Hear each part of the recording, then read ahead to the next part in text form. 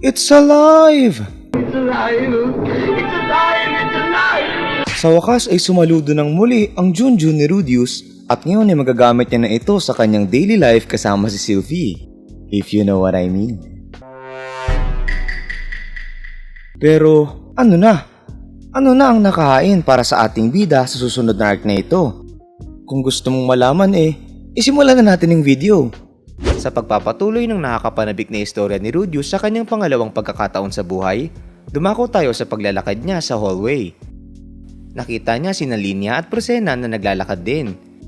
Binati siya ni Linya at sinabi na tila ang saya niya doon. Sinabi naman ni Prosena na mukhang mas confident si Rudius kumpara sa normal. Nagkomento si Rudius na buti na mention nila yon. Inanong siya sa kanila ng may confidence na magaling na siya. Namangha naman sina Linya at Prosena sa kanilang narinig. Kinongratulate din si Rudius ni Cliff, Zenova at Julie at talagang nakakatuwa nga daw yun. Masayang nagpasalamat naman si Rudius sa kanila. Sa sumunod na eksena, napapahuni si Rudius dahil sa saya habang nagre-research. Napansin naman yun ni Nana Hoshi at napatitig sa kanya. Nanghingi naman ng sorry si Rudius sa kanya sa paggamit ng table niya. Doon si Nana Hoshi at sinabi na hindi naman yun mahalaga. Napansin ni Rudius sa tinitignan ni Nana Hoshi yung ginagawa niya, kaya piniliwanag niya na nagsusulat siya ng liham para sa kanyang tatay. Yung postal service daw sa mundong iyon ay hindi laging reliable, kaya nagpapadala siya regularly ng liham para ipaalam doon yung sitwasyon niya. Di nagtagal, natapos na ni Rudius yung liham at inilagay na iyon sa envelope. Kita ang liwanag sa mukha ni Rudius habang sinasabi na hindi ba't ang ganda ng mundo? Windang na windang naman si Nana Hoshi. Tinanong bigla ni Rudius na kung lalabas daw ba itong si Nana Hoshi kasama ang isang tao, ano daw ang ine-expect nito sa taong yun? Nawala naman sa focus si Nana Hoshi kaya nasira niya yung ginagawa niyang magic circle. Habang kinakrampol yung papel ay tinatanong niya si Rudius na ano daw ba yun? Love talk ba? Sinabi naman ni Rudius na parang gano'n na nga. Dahil doon ay naiiritang sinabi ni Nana Hoshi na baka nakakalimutan ni Rudius pero gusto niyang magmadali at makauwi na kaya pwede daw bang magseryoso itong si Rudius. Paasar namang tinanong ni Rudius na isa daw ba si Nana Hoshi sa mga taong may zero love experience. Nairita naman doon si Nana Hoshi. Sabi nito na syempre naman daw ay may tao siyang nagugustuhan pero nag-away sila. At doon na daw natapos yun. Habang nakatingin ay biglang may narealize si Rudius. Kung iisipin mo daw, sa mga panahong muntik ng masagasaan si Nana Hoshi ay tila nasa kalagitnaan nito ng lover's quarrel. Napatanong siya doon na ibig sabihin daw kaya nun ay isa sa dalawang lalaking kasama nun ay yung gusto ni Nana Hoshi. Sinabi niya sa isip niya na wala pa siyang naririnig tungkol sa mga taong maaaring mga Japanese aside from Nana Hoshi. Malaki daw yung tsansa na hindi nasamon yung dalawang yon. Pero hindi, kahit daw na-transport yung mga yun, kung dumating daw yung mga yun sa mundong ito nang walang magic ewan ko, ito na naman tayo sa mga pabitin, ayaw na lang ipaliwanag ng diretso. Nauunawaan naman daw yun ni Rudius at ibig sabihin daw nun na kailangan ni Nana Hoshi na makahanap ng way para makauwi. Hindi sana all Rudius nauunawaan. Sinagot naman ni Nana Hoshi yung tanong niya at sinabi na hanggat ang taong gusto mo ay nasa tabi mo, ay sapat na yun. Sa isip ni Rudius ay sinabi niya na baka masyado siyang na-excite dahil napagaling niya na yung sarili niya. Dapat daw hindi na siya nagtanong. Sa sumunod na eksena ay lunch break na nila. Pumunta si Rudius sa harap ng pinto ng student council room. Sinasabi niya sa isip niya na iyon yung unang beses niyang makikilala sa Princess Ariel in person. Hanggang ngayon daw ay kahit papano ay nagawa niyang maiwasan si Ariel at yung grupo nito. Nandun din daw yung pinsan niya na si Luke. At kapag na-involve daw siya sa royal succession dispute ay siguradong malaking problema yun. Pero nandun daw si Fitz para tulungan si Ariel Andun si Sylvie. Yung mga taong tumulong daw para mag-reunite sila ni Sylvie ay wala nang iba kundi sina Ariel at Luke. Salamat daw sa kanila ay nagawa niyang makasama si Sylvie at na-cure niya din daw yung iba niya pang mga problema dahil doon. Napagdesisyonan niya na hindi naman pwedeng iwasan ng mga yon habang buhay. Naglakas loob si Rudius at sinabi na oras na para klaruhin ang kanyang sarili. Pagkatok niya sa pinto ay may narealize siya. Kung iisipin mo daw ay si Ariel at yung grupo nito ay 5th year students at yung school na iyon ay may 7-year curriculum, kaya napatanong siya kung ano kaya yung gagawin ng mga ito after graduation. Babalik daw kaya ang mga ito sa Asura Kingdom.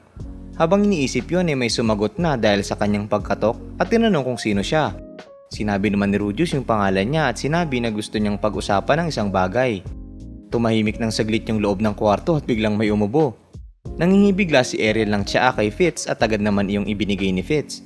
Nawindang naman si Rudius sa narinig niya at napaisip na ano kaya yung nangyayari doon. Di nagtagal, pinapasok na siya ni Ariel at agad siyang nagpaumanhin. Pagpasok niya ay nakita niya na ng malapitan sina Ariel. Kilig na kilig siya nang makita niya ang kanyang Bebe Love So Sweet in work mode. Sinabi niya bigla doon na makinig ang mundo sa kanya at si Fitz daw ang kanyang waifu. Napatanong naman si Luke doon na, tapos, ano naman daw yung ibig sabihin nun? Nabigla naman si Rudius doon. Matapos yun ay lumuhod si Rudius at nanghingi ng tawad. Isang karangalan naman daw ang makilala si Ariel at pinakilala niya ang kanyang sarili. Piniliwanag naman ni Ariel na wala sila sa Royal Palace at pareho silang estudyante, kaya hiniling nito na iangat ni Rudius ang kanyang ulo. Napakomento si Rudius sa isip niya na nakaka-relax yung boses ni Ariel at agad ding sumunod dito. Pagkaangat ng kanyang ulo ay may napansin siya sa mukha ni Ariel. Nagtaka siya kung bakit may breadcrumbs to sa may bibig. Doon niya na-realize na yung pagpapanik ng mga yon kanina bago siya pumasok ay dahil sa kumakain pala si Ariel nun. Tinanong naman siya ni Ariel kung ano daw yung purpose niya sa pagpunta doon. Sinabi naman ni Rudius na sigurado siya na marami silang narinig kay Sylvie, pero gusto niya lang daw sabihin na tinulungan daw siya ni Sylvie na pagalingin ang kanyang sakit at narinig niya daw na malaking tulong daw sila Ariel kay Sylvie at hindi pa daw ito sumusuko sa trono. Kaya dahil daw doon, ay kung meron daw siyang maitutulong kay Ariel ay wag silang mag-alinlangan na tawagin siya. Nagkatitigan naman si Luke at Ariel doon. Tinanong ni Luke si Rudius na hindi daw ba ay umiiwas siya sa involvement sa succession dispute ng Asura Kingdom. Pinaliwanag naman ni Rudius na totoo na mas gusto niya na hindi makisali doon, ngunit ibang usapan na daw yun kung nasa gitna nun yung taong mahal niya. Hindi niya daw magagawa na mamuhay ng walang pake habang sinusugal ni Sylvie yung buhay nito. Kita naman sa mga tenga ni Sylvie yung kilig at tuwa dahil sa sinabi ni Rudius. Napaisip naman dun si Ariel habang tinatanong naman siya ni Luke na wala daw bang feeling si Rudius towards sa Grey Rats. Yung tito daw nito sa Notos family na iniwanan ni Paul at yung Boreas family na pinagtrabaho siya ng todo. Nagtaka naman si Rudius dun. Sinabi naman agad ni Luke na hindi pala at inassume niya lang nagalit si Rudius sa Boreas family. Piniliwanag ni Rudius na hindi at lahat daw ng nasa Boreas family ay trinato siya ng mabuti at hindi naman daw siya magtatanim ng galit dahil lang sa iniwan siya ni Aerys. Bukod daw dun, yung tanging concern niya lang daw ay yung galit ni Luke sa kanya. Napakomento si Luke doon na dahil yun sa isang matigas ang ulo na bugok si Rudius na hindi kayang basahin ang feelings ng mga babae. Tinanggap na lang yun ni Rudius at sinabi na wala siyang masasabi tungkol doon. Naman dun si Sylvie at sinabi na hindi daw ba isang siraulo si Luke na pinaglalaroan lang yung nararamdaman ng mga babae. Nabigla naman si Rudius na maininsulto si Sylvie. Rumibat naman si Luke at sinabi na ano daw? Niwala nga daw curves itong si Sylvie pero umaakto ito na high and mighty matapos marating ang adulthood. Sinabi naman ni Sylvie doon na meron siyang curves. Napakomento naman si Rudius sa isip niya na medyo nagkiselo siya na nag-uusap yung dalawa ng casual. Sinaway naman ni Ariel yung dalawa at hiniling naman nahimik sila at agad namang sumunod ang mga yun. Tinawag ni Ariel si Rudius at ipiniliwanag na reassuring na malaman na willing siyang tumulong pero ano daw yung intensyon niya. Tinanong ni Rudius kung ano yung ibig sabihin ni Ariel doon kaya piniliwanag nito na bastos na sabihin nito pero narinig niya daw yung rason ni Rudius sa pagpunta sa school na iyon at hindi daw ba ay na-achieve niya na yung goal na yun.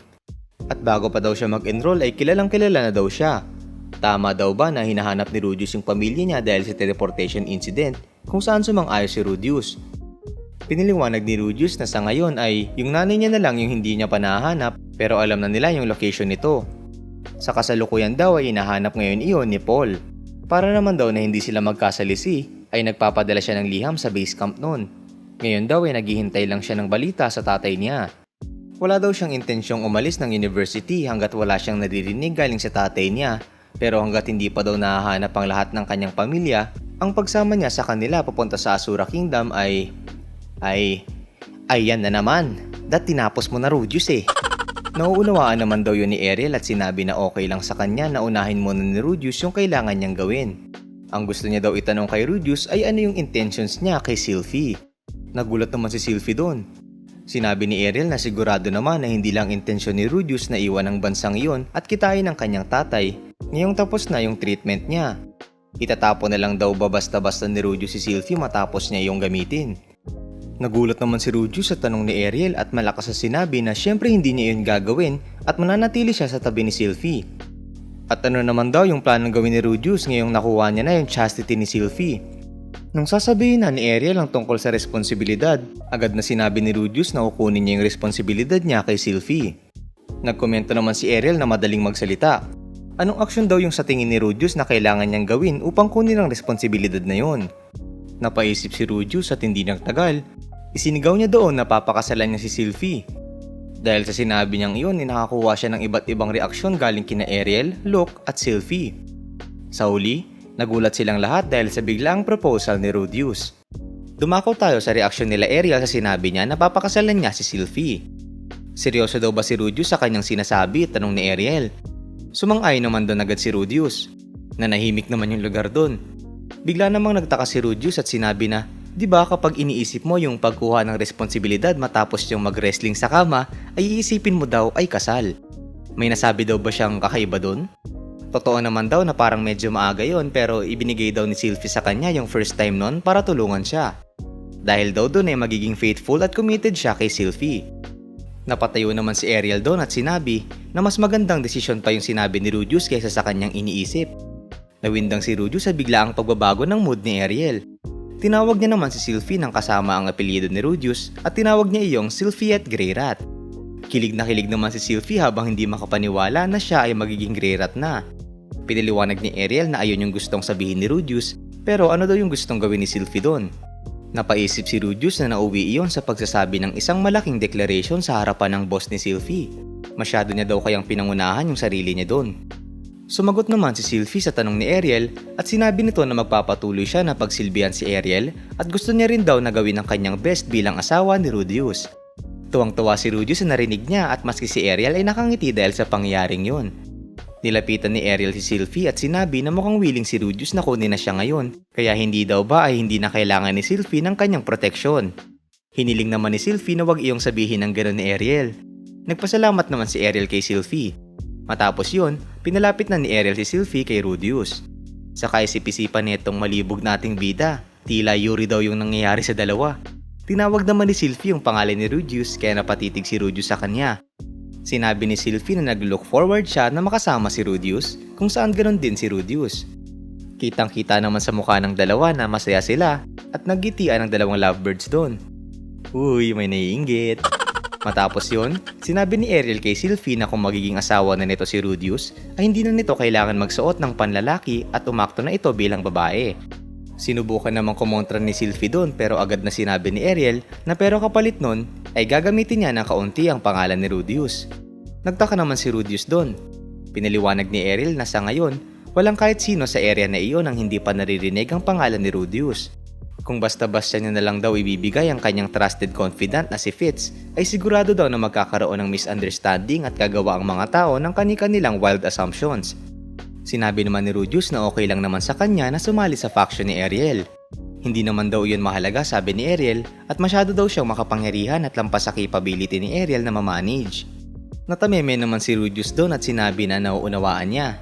Napaisip din siya na talaga bang ganun siya kalakas. Pero syempre daw, kung makaka-encounter man si Rudius ng problema, pwede niya daw gamitin yung pangalan ni Ariel kung kakailanganin at sigurado daw ito na magagamit niya yun. Sinabi naman ni Rudius na malaking tulong yun. Sa isip niya ay sinasabi niya na sa halip ng kanyang lakas ay piniling gamitin ng prinsesa yung impluwensya niya at nakakakuha pa siya ng isang supporter. Tila lahat daw ng iyon ay convenient para sa kanya kaya inisip niya kung okay lang ba yun. Inalis naman ni Sylvie yung salamin niya at tinawag sina Ariel at Luke. Buong puso siyang nagpasalamat sa dalawa dahil sa lahat ng ginawa ng mga iyon para sa kanya. Yumuko rin doon si Rudius upang magpasalamat din. Sinabi naman ni Ariel na maging masaya si Sylvie doon. Nakangiting sumang-ayon naman si Sylvie kay Ariel. Pag-aasawa, isang teritoryo na hindi naranasang tahakin ni Rudius sa kanyang nakaraang buhay. Ang pagbati daw ng mga taong nakapalibot sa kanya. Hindi daw ba't iyon ang pinakamasayang sandali ng kanyang buhay? Ito na daw ba yung tinatawag nilang kaligayahan? Tuwang-tuwa sila Rudius, Sylvie at Ariel dito habang tila naiirita si Luke. Sa sumunod na eksena, makalipas ang ilang araw, kwento ni Rudius kina Zenobia at Cliff na medyo biglaan nga pero ikakasal na siya. Kinongratulate siya ng dalawa at tinanong ni Cliff kung sino yung babae. Nung sasagutin niya na iyon ay bigla niyang na-realize na okay na daw kaya na i-reveal ang pangalan ni Sylvie. Napag-usapan naman na daw nila yung hindi pag-crossdress ni Sylvie pero ayun, Dahil doon ay napagdesisyonan niyang isikreto muna iyon at pinaliwanag niya na lang na yung babaeng iyon yung tumulong sa kanya na pagalingin ang kanyang sakit at ipapakilala niya na lang daw ito sa susunod, pero sa ngayon ay sikreto muna yon.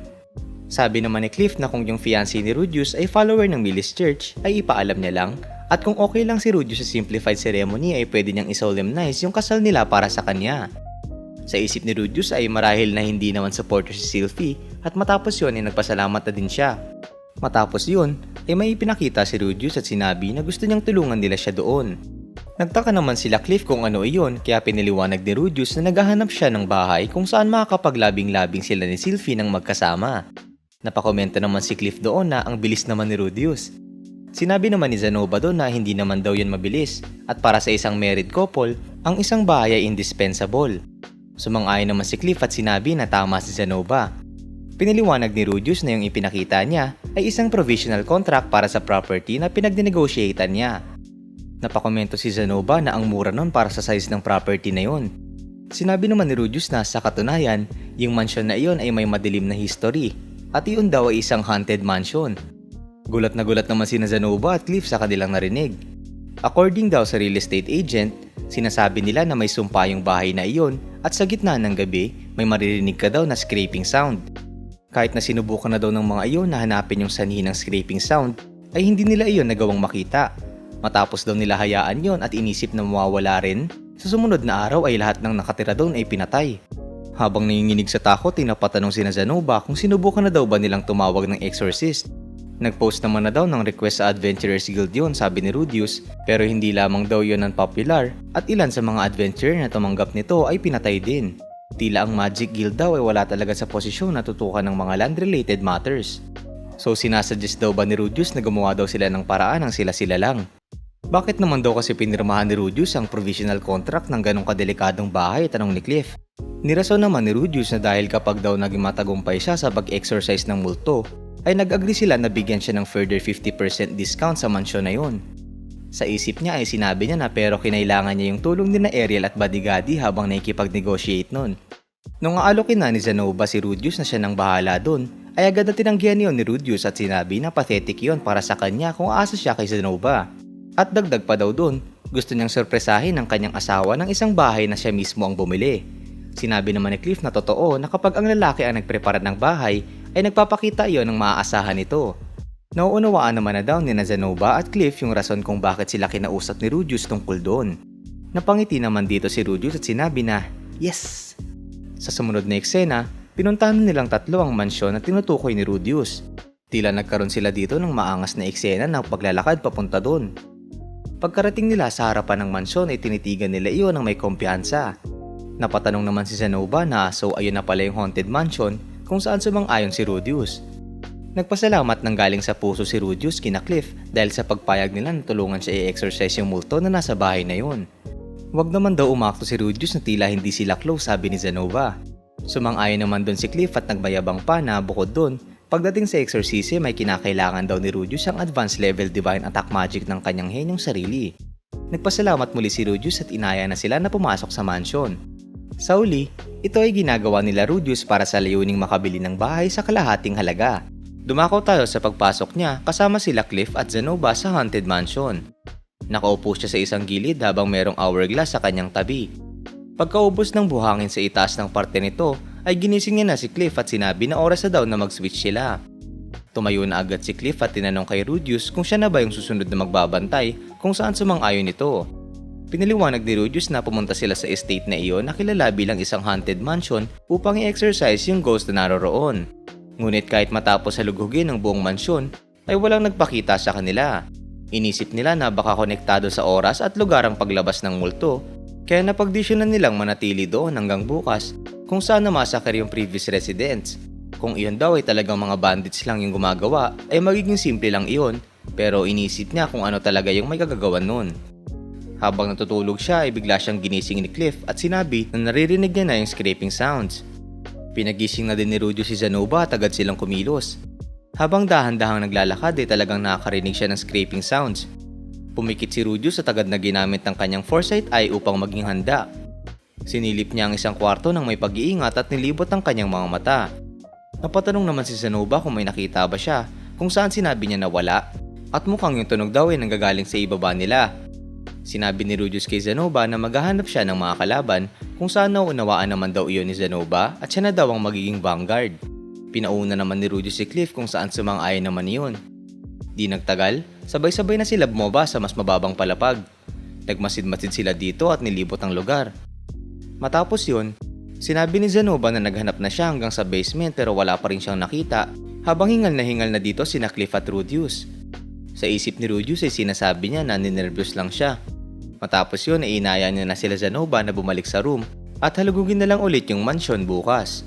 Habang sinasabi niya na idadamay na rin nila yung garden sa paghahanap bukas, bigla siyang may nakita sa itaas ng hagdan. Nabigla si Rudius sa kanyang nakita at agad namang sumugod ang nilalang na nasa hagdan. Sinunggaban nito si Rudius ng may pambihirang bilis. Agad naman na humarang si Zenobia upang protektahan ng kanyang master. Natamaan si Zenobia ng nilalang sa kanyang dibdib gamit ang isang matalim na bagay. Nabahala si Rudius pero habang pinagkasaksak si Zenobia ay sinasabi nito na okay lang siya. Nagsimula namang mag-chant si Cliff ng kanyang divine magic upang puksain yung kalaban. Habang nasa safe distance sa kabilang kwarto ay ginagamit niya dito ang exorcist light. Lumiwanag ang lugar at tumama ayon sa mukha ng nilalang. Pagtama ng magic ni Cliff ay nagulat si Rudius na wala yung epekto. Dahil doon napagtanto niya na ang kalaban nila ay hindi isang multo. Habang pinagkasaksak si Zenobia ng nilalang ay agad na nagkas si Rudius at pinaalis si Zenobia sa kanyang harapan. Sumigaw naman si Zenobia at hiniling na maghintay si Rudius. Nawindang naman si Rudius sa gustong gawin ni Zenobia. Pinaliwanag ni Zenobia na kung nag-aalala si Rudius sa kanya ay talagang okay lang siya. Sa isip ni Rudius ay napasabi nilang siya na totoo naman na walang natatamong sugat si Zenobia pero tignan mo naman pinag-aatake na ito ng nilalang. Unti-unting bumagaling pag-atake ng nilalang habang niyayakap yun ni Zenobia at di nagtagal ay tumigil na yun. Binuhat lang ni Zenobia ang hindi na gumagalaw na kalaban doon. Nagtaka naman si Rudius sa pagtigil nun. Sumigaw naman si Cliff para depensahan ng sarili niya at sinabi na hindi siya tumakbo at nagtago kundi inisip niya lang na magiging sagabal siya sa masikip na space na yun. Nagkomento bigla si Zenobia na nakakahanga yun kaya tignan daw yun ni Rudius. Pagkatingin ng ating bida ay tila nagulat siya. Ipinakita dito na ang nilalang ay lumalabas na isang doll. Napasigaw si Zenobia sa tuwa at sinasabi na talagang nakakahanga yun. Sinabi naman ni Rudius na kahit gaano pa kalaki yung pagmamahal ni Zenobia sa mga dolls ay ang hawak-hawak niya ay sobrang delikado. Pinoint ni Zenobia na gumagalaw yung doll na yun. Tila hindi naman maipinta yung mukha ni Rudius habang may nare-realize sa sinabi ni Zenobia. Biglang nagbago yung mood ni Rudius at sinabi na nakakamangha talaga yun at buti na lang ay hindi nila yun sinira. Natuwa naman si Zenobia dahil alam niyang marirealize ni Rudius kung gaano yun kahanga-hanga. Sa isip ni Rudius ay sinasabi niya na ngayong alam niya na kayang gumalaw ng mga inanimate objects sa mundong yun, ay kaya niyang mag-develop ng silicone-like material at bigyan ito ng texture na kapareho ng human skin. Ano na namang kalukuhan yung iniisip mo, Rudius? Sumigaw naman sa irita si Cliff na tigilan na nila yun. Hindi daw yan oras para pag-usapan yung mga ganong bagay at tinanong niya rin kung ano na yung gagawin nila sa halimaw na yun. Nagalit si Zenobia sa pagpangalan ni Cliff sa dal ng bagay lang kaya pinatigil siya agad ni Rudius at sinabi na tama si Cliff. Yung tunay na identity daw ng masamang ghost na nasa mansyon na yon ay most likely ay yung doll na yon. Ginanahan bigla si Rudius at sinabi na baka meron pang mga dolls na gaya nun kaya inaya niya si Zenobia na hanapin ang mga yon. Kung siniswerte daw sila ay baka mahanap pa nila yung blueprint sa paggawa ng dolls na ganun. Agad naman na sumang-ayon si Zenobia at enthusiastic nilang sinabi na maghahanap sila buong gabi habang si Cliff naman ay hindi na lang makapagsalita. Matapos yun ay ginawa na nila yung plano nila. Sa sumunod na eksena makalipas ang ilang araw, ipinakita si Julie na may tinitignan. Napatanong siya na meron na naman bang bagong doll si Zenobia kung saan sumang-ayon ito. By the way, nasa dorm tayo ni Zenobia. Nagkomento si Rudius na nakakagulat nung nadiskubre nila na meron pang isang hidden room sa basement. Indeed, doon si Zenobia at sinabi na sa huli ay isa lang yung nahanap nilang doll. Sabi naman ni Rudius na pero salamat doon, nasolve nila yung problema ng haunted mansion at nabili niya na iyon at half price. Sa ngayon daw ay pinaparemodel niya na yung mansion kaya salamat daw sa tulong ni Zenobia. Sinabi naman ni Zenobia na masaya siyang nakatulong siya. Salamat daw kasi kay Rudius nang dahil sa kanya ay nagawa niyang ma-obtain yung mga valuable research materials niya. Matapos yun, pinaliwanag ni Rudius na hypothesis lang ito pero most likely na ang first owner ng mansion na iyon ay nag-research tungkol sa dolls. At yung librong hawak niya daw ay naglalaman ng lahat ng impormasyon sa doll na nakuha nila. Hindi niya daw iyon mabasa, ngunit yung magic circle na nandoon, according kay Cliff, yun daw ay similar sa mga ginagamit sa magic tools. Ang masasabi daw nila dito ay yung first owner ay marahil sinubukang bigyan ng doll na iyon ng trabaho upang protektahan yung mansion. At wala daw aninlangan na nagtagumpay yung first owner na iyon. Ngunit gayon pa man daw, naglaho na lang yun bigla. Marahil daw ay naiwan yung doll sa hidden room ng basement kung saan nanatili lang iyong tulog sa pedestal. Ngunit sa anumang rason, nag-activate yung doll at ginagawa nito yung trabaho niya na paglilinis ng mansion at bumabalik sa pedestal kapag natatapos na. Ayun daw yung iniisip nila kung paano iyon prinogram. Napatanong si Zenoba kung paano kaya nila iyon mapapagalaw ulit.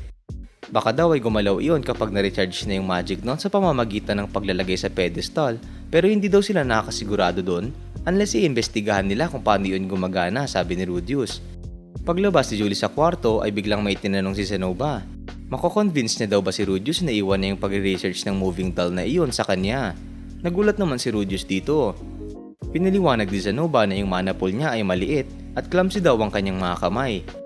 Kahit na sinimulan niya na daw gawin yung red worm para kay Julie, ay naiiwan pa din daw siya at wala pang kahit anong progress. Pero kung research side daw ng mga bagay-bagay, iniisip niya na baka magawa niya yun. Sa katunayan daw ay kaya niyang maintindihan yung gustong ma-achieve ng author ng libro sa pamamagitan ng pagbabasa lang nun. Mukhang matatagalan daw siya sa pag-fully analyze ng language ng libro. At kung iiwan lang daw niya kay Rudius yung lahat, ay bibilis nga yung usad nila. Pero, ay na naman, Diyos ko. Sige, assume ko na lang na gusto niya sabihin na pero wala siyang matututunan kung ganun. Ano naman daw yung gagawin ni Zenoba kapag nagsimula na namang magwala yung doll, tanong ni Rudius. Kung mangyari man daw yun, sabi ni Zenoba, madali niya lang naman mare-restrain yung doll nang hindi nasasaktan at nakita naman na daw yun ni Rudius. Sa isip ni Rudius ay sinasabi niya na totoo naman yun, pero baka bad idea na iwan lang yun sa kwarto ni Zenoba at mukhang mas okay kung manghihiram sila ng research lab sa university. Habang nag-iisip kung anong pwede nilang gawin, ay biglang yumuko si Zenoba at hiniling kay Rudius na pumayag na ito. Kapag nagawa na daw nila yung planong ipapakalat nila yung doll sa mundo, ay ayaw niya na yung contribution niya lang ay nagbibigay lang ng pera kay Rudius. Nagulat naman si Rudius na iniisip pa iyon ni Zenoba. Dahil doon, sinabi ni Rudius na naiintindihan niya si Zenoba kaya pumapayag na siya. Napaiyak sa tuwa si Zenoba at tinanong kung totoo ba yun. Umuha naman si Rudius doon at pinaliwanag na meron daw posibilidad na lakbayin ni Zenoba ang realm of forbidden magic. Napatanong naman si Zenoba doon. Sa ngayon daw ay ihiram si Rudius ng research lab sa university at doon daw gagawin ni Zenoba yung research niya. Pagpasok ni Julie ay nakita niya si Zenoba at Rudius na nag-holding hands. Sa uli, sinimulan na ni Zenoba ang kanyang research automated dolls at nabili na ni Rudius ang kanyang bahay. Dumako tayo sa pagsurpresa niya kay Sylvie. Pinapikit niya ito at sinabi na maghintay na lang ng saglit. Di nagtagal, sinabi ni Rudius na nakarating na sila kaya pwede nang buksan ni Sylvie ang kanyang mga mata.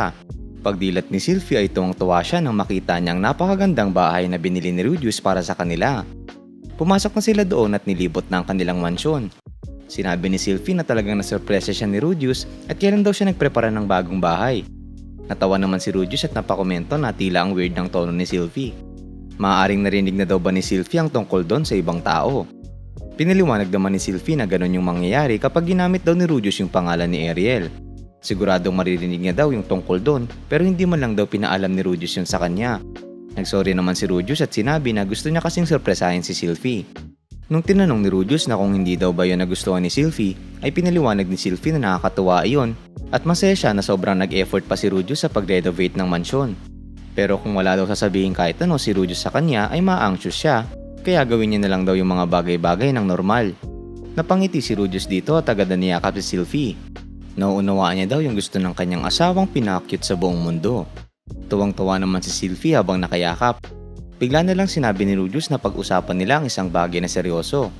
Humarap si Rudius kay Sylvie at naghanda. 3 linggo na daw yung nakalipas nang sinabi niya kay Sylvie na papakasalan niya ito. Sumang-ayon naman dito si Sylvie. Ang gusto daw ni Rudius na pag-usapan nila ay yung plano nilang dalawa ni Sylvie para sa kanilang future. Kinilig naman bigla dito si Sylvie at tila nabigla din. Hiyang-hiya namang pinaliwanag ni Sylvie na kung ayon daw yung gusto ni Rudius ay okay lang naman daw sa kanya kahit ilang anak pa yon. Pero galing daw siya sa long-eared race kaya baka medyo mahirap daw yon. Nagulat naman si Rudius sa pagkakaintindi ni Sylvie sa kanyang sinabi.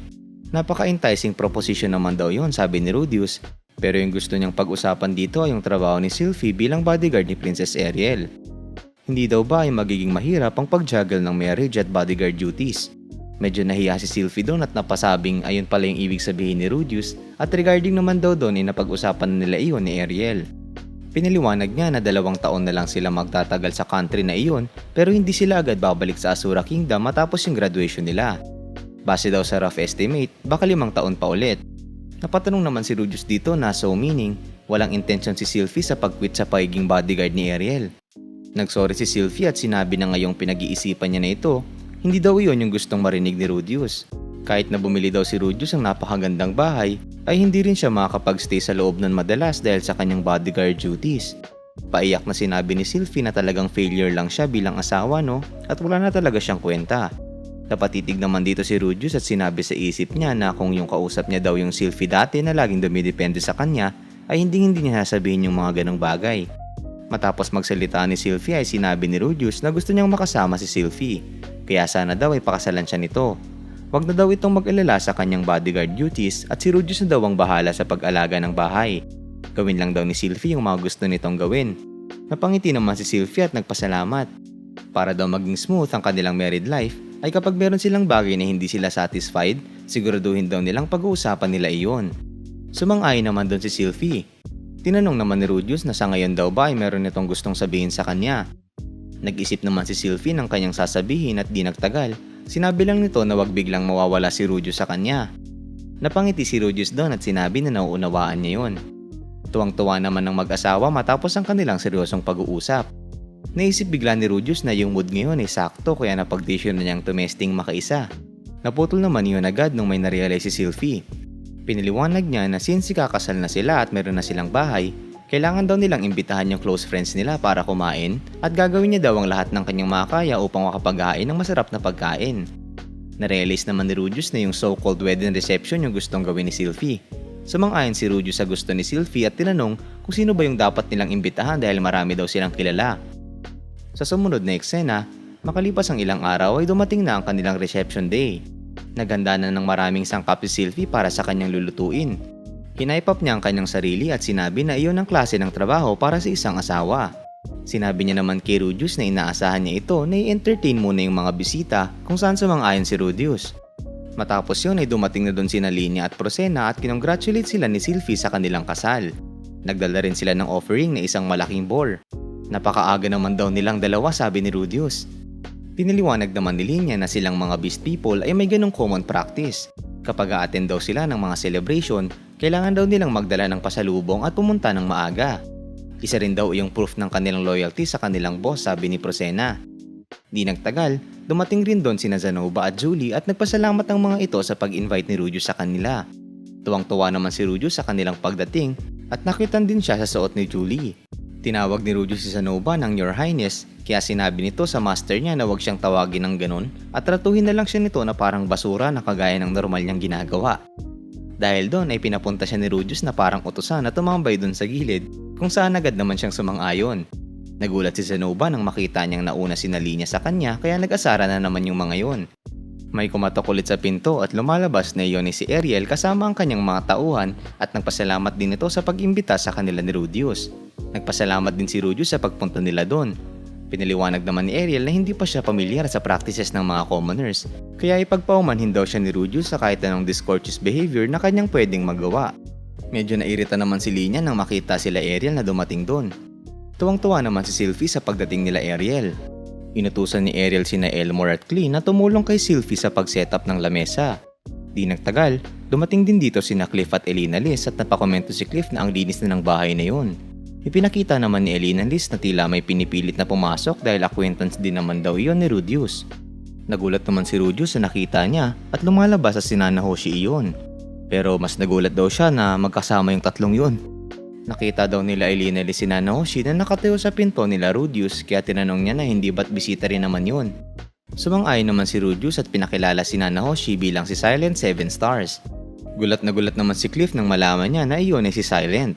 Natamay may bigla si Cliff at hindi alam kung anong sasabihin niya doon. Binulungan naman ni Rudius si Nana Hoshi in Japanese na hindi normal na lumalabas ito sa kwarto niya. Pinaliwanag naman ni Nanahoshi na inimbita siya ni Rudius eh. Sumang-ayon naman dun si Rudius kaya mag-relax na daw sa loob si Nanahoshi at meron silang potato chips. Tila natuwa naman si Nanahoshi nang marinig niya na meron silang potato chips. Pinaliwanag naman ni Rudius na salamat iyon kay Nanahoshi at madali lang silang nakakuha ng murang cooking oil. Namangha naman dun si Nanahoshi. Dumating dun si Sylvie at sinabi kay Rudius na tapos na yung preparation sa dining room. Yung natitira naman na hindi pa dumarating daw ay si Bodyguardy, sabi ni Rudius. Pinaliwanag naman ni Elina Liz na hindi makakapunta iyon sa tamang oras at i-expect daw nila na isang buwan pa ang lilipas bago yun pumunta. Nauunawaan naman daw yun ni Rudius at kung gayon, simulan na daw nila ang wedding reception. Nag-uusap-usap yung mga kaibigan nila Rudius doon habang sila naman ay naglilibot upang magbigay ng mga inumin. Nung sinubukan ni Rudius na kunin yung atensyon ng mga kaibigan niya, ay inasar siya ni Elina Liz dahil tila pulang-pula daw yung mukha niya. Tinawanan naman siya ni Sylvie pero agad din naman siya nitong in-encourage. Napangiti naman ang ating bida doon at hindi nagtagal ay gumawa siya ng toast upang pasalamatan silang lahat sa pagpunta kahit na busy sila. Habang nagsasalita ay biglang may nalaglag sa fireplace nila ng may pambihirang lakas. Gulat na gulat sila dito. Naganda pang umatake si Luke dahil sa biglaang pangyayari na yun. Gayunpaman, lumalabas naman na si Bodyguardy lang yun. Takang-taka naman si Rudius kung saan ito nanggaling. Napakomento si Elina Liz na late itong si Bodyguardy at sinabi naman ni Rudius na sana naman iwag nitong sirain yung bago niyang bahay. Pinaliwanag naman ni Bodyguardy na sa kanyang race, isang rule na kapag a-attend ang isang miyembro ng royalty sa gathering, kailangan nilang pumasok doon sa parang magugulat ang lahat at magsasanhi ng kaguluhan. Ginawa niya pa daw yun para kay Rudius kaya pwede daw itong magpasalamat sa kanya mamaya. Dahil sa lakas ng hampas ni Bodyguardy ay napatalsik si Rudius. Nairita si Rudius dahil ganoon na lang lagi si Bodyguardy. Tinanong naman siya ni Sylvie kung okay lang ba siya at sinabi na kaya niya yun. Dahil doon ay nabuhayan siyang muli at agad na tumayo. Nagsimula siyang magsalita ng napakahaba at tila napaka-formal ng kanyang pagsasalita sa pasasalamat sa mga bisita niya. Nakakuha siya ng iba't ibang reaksyon dahil sa pagdadanya dito ng napakahaba. Kinausap naman siya ni Bodyguardy upang pakalmahin at sinabi na tigilan niya na yung pagsasalita ng formal. Hindi daw ba ay mahal nila ni Sylvie ang isa't isa at gusto niyang makita ng lahat ng nandoon iyon. Napalingon naman si Rudius sa natutuwang Sylvie at di nagtagal ay sinabi na tama si Bodyguardy. Inulit niyang muli ang kanyang speech at bigla niyang hinawakan yung kamay ni Sylvie kaya kinilig ito. Sinabi niya doon na mamumuhay na siya nang nasa tabi niya si Sylvie. Kung kakailanganin niya man daw ay sana ibigay ng kanyang mga kaibigan ang lakas ng mga ito sa kanya. Nagpasalamat siya dito at agad namang iniangat ni Bodyguardy ang kanyang baso at sinabi na pare iyon sa future ng bagong kasal. Matapos yun, lahat sila doon ay nag-cheer sa salita ni Rudius. Nagsimula na ang kainan at pagbabanding ng ating mga katropahan dito. Sa uli, nakita natin si Elina Liz na tila nakangiting tinitignan si Sylvie. Dumako tayo sa pag-uusap ng kanyang mga kaibigan tungkol sa kanilang sariling paliguan. Nakakainggit naman daw iyon, sabi ni Bodyguardy. Kinongratulate naman ulit sila ni Zanoba at nagsorry si Bodyguardy kay Nanahoshi dahil inakala niya daw na lalaki ito. Sabi ni Prosena na inakala niyang babae si Fitz dahil sa amoy nito, pero ngayon ay naiintindihan niya na.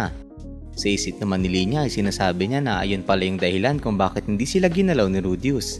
Gusto nito sa maliliit. Awkward naman na tumawa si Rudius habang iniisip na anong klaseng tao daw kaya siya sa paningin ng dalawang yun. Si Sylvie naman ay na-insecure na naman sa kanyang maliit na hinaharap.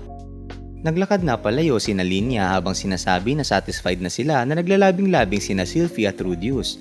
Kapag daw isinilang ng dalawang malakas na magulang ang isang malakas na anak, ay secured na ang future ng tribe. Napaside-eye naman si Sylvie habang iniisip ni Rudius na balagbag magsalita yung dalawang yun habang kumakain. Agad na kinonfort ni Rudius si Sylvie nang makita niya yung titig nito sa kanya at sinabi na kung si Sylvie yon ay kahit maliit o malaki man ito, imamahalin niya pa rin si Sylvie.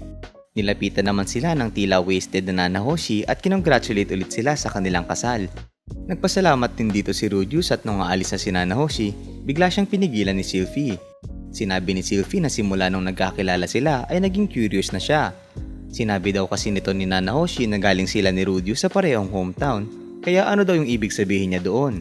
Hindi daw ba ay galing si Nanahoshi sa ibang mundo? Napatitig si Nanahoshi kay Rudius habang iniisip ni Rudius na ayun pala yung gustong malaman ni Sylvie. At ayaw niya naman daw na magsikreto kay Sylvie pero paano niya daw yun i-explain? To the rescue naman si Nanahoshi at sinabi na dahil lang iyon sa alam ni Rudius yung lengguwahe niya kaya isa lang yung misunderstanding. Nauunawaan naman daw yun ni Sylvie. Matapos umalis si Nanahoshi ay tila may ginawa si Cliff na para bang sign of the cross. Sinabi ni Cliff na hindi parte sila Rudius sa Millie's faith pero yun lang yung tanging blessing na mape-perform niya. Nagpasalamat naman si Rudius dahil sa blessing ni Cliff. Sa kaisip-isipan niya ay sinasabi niya na huwag itong mag-alala dahil yung God niya ay isang accepting na God. Bigla namang ginudge ni Cliff yung appearance ni Sylvie at sinabi na talagang babae ka pala. Tinanong naman ni Elinalys si Rudius kung mabuti naman sa kanya. Sinabi naman ni Elinalys kay Rudius na hindi daw ba ay na-cure niya na ang kanyang problem. Mas okay daw sana kung sinabi niya iyon agad kay Elinalys. Kumontra naman si Rudius at sinabi na kapag sinabi niya iyon sa kanya, ay sasabihin nito ni Elinalys ay, tignan natin kung talaga magaling ka na. At susunggaban niya na ito. Sabi naman ni Elinalys na syempre ay hindi niya iyon gagawin at sinabi na daw nito sa kanya na wala itong intensyon na maging anak ni Paul. Natameme naman si Rudius habang iniisip na ano ba talaga yung ginawa ng tatay niya kay Elinalys. Lumingon naman si Elinalys kay Sylvie at tila na puno ng kulay ang ngiti niya. Nilapitan niya ito nang may nakangiting muka. Kilig naman si Rudius na makakita ng dalawang miyembro ng long-eared race at tila nakakamanghang tanawin talaga iyon. Kinongratulate ni Elinalys si Sylvie at sinabi na ipagdarasal niya ang kanyang kasiyahan galing sa kanyang puso. Bigla namang tumulo ang mga luha sa mukha ni Elinalys na nagpagulat sa kanya. Maski si Rudius ay nagtaka kung bakit siya umiiyak. Tinanong nito kung ano yung meron. Agad naman na nanghingi ng sorry si Elinalys habang humahagulgol. Hinawakan niya yung mukha ni Sylvie habang nagsorry sa pag-iyak ng ganon. Patuloy ang pagtulo ng kanyang mga luha habang papaalis. Nag-alala naman sa kanya si Cliff kaya tinanong siya nito kung ano yung problema, kung saan pinaliwanag niya na wala lang yun. Bigla naman nagsalita si Sylvie at sinabi na matagal niya nang gustong itanong ito kay Elinalys. Tinanong siya ni Sylvie kung lola ba siya nito. Nagulat dito sina Cliff at Rudius. First time daw iyong narinig ni Rudius. Agad naman at sumagot si Elinalys na hindi at paano naman daw magiging lola ni Sylvie ang gaya niyang harlot. Pinaliwanag ni Sylvie na sinabi daw sa kanya dati ng kanyang tatay na si Los na dating kaparty ng tatay ni Rudius ang kanyang lola. At pinalayas daw si Los sa Great Forest dahil sa nanay nito. Sinabi daw ni Los na nag-guilty daw si Elinalys dahil nangyari yun sa kanya. Kaya kahit na magkakilala daw sila, baka hindi nito i-reveal ang tunay niyang identity. Napaluhod si Elinalys dahil sa grabing emosyon na kanyang nararamdaman. Napatitig naman dito si Rudius. Sinabi ni Rudius kay Sylvie na dalhin nito sina Elinalys sa kahit anong kwarto sa taas at siya nang bahala sa iba. Sinabihan na rin ni Rudius si Cliff kaya sinubukan na nitong patayuin si Elinalys. Bigla namang humawak si Elinalys sa braso ni Rudius at sumigaw. Sinabi nito na alam ni Rudius ang ginawa nito sa buhay niya pero isang normal na bata daw si Los. At ganon din daw si Sylvie. Kinomfort naman ni Rudius si Elinalys at sinabi na huwag itong mag-alala dahil si Sylvie ang mahalagang tao na nagligtas sa kanya kaya hindi daw siya makikipag-break doon dahil lang sa nakaraan ni Elinalys. Nung susubukan ng kumontra ni Elinalys ay sinabi ni Rudius na meron pang mas importante doon. Hindi daw ba ay dapat maging mas concerned si Elinalys sa katotohanan na naging kamag-anak niya na si Paul na sobrang kinaiinisan niya. Napatulala naman dito si Elinalys at di nagtagal ay natawa ito sa joke ni Rudius at sinabi na nagagawa pang magbiro nito sa ganong pangyayari. Napangiti naman din dito si Rudius. Habang papaalis na Elinalys ay pabulong na nagpasalamat si Sylvie kay Rudius. Nagtanong naman si Linya kung may nangyari ba, kung saan sinabi lang ni Rudius na wala naman. Matapos yun ay sinabi ni Linya na busog na sila kaya mukhang oras na para umalis sila. Sabi naman ni Prosena na maging masaya siya. Habang palabas ay nagpasalamat ulit si Rudius sa pagbisita nila. Nagpaalam na din dito si Nana Hoshi na aalis na siya.